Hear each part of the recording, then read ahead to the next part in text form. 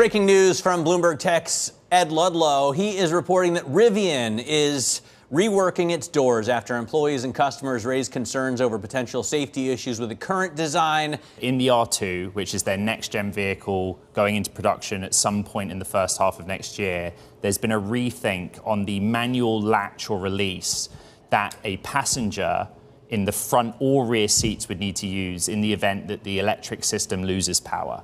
And what sources told us is that on their existing vehicles that are already out there in the marketplace called the R1, as part of a redesign, a generation-to-generation redesign that went through, the manual release, again, it's something you use when the system loses power, usually in an accident, its position was moved to a sort of more inaccessible area of the rear doors.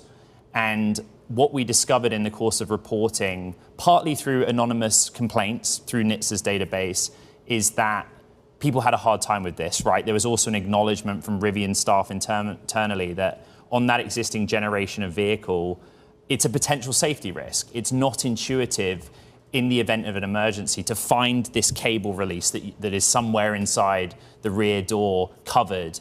And so that's the reporting. Rivian, for a vehicle that's not yet out, is making a design change. We are not saying that Rivian is subject to any investigation, and we're not aware of, nor has Rivian disclosed any sort of accident, fatal otherwise, involving the door. But I do know internally a lot of the engineering teams and other executives realized that the design change they made in R1 when they updated it was a mistake. And this is the reporting we've done with Bloomberg's Emily Chang. What happens next, we just don't know.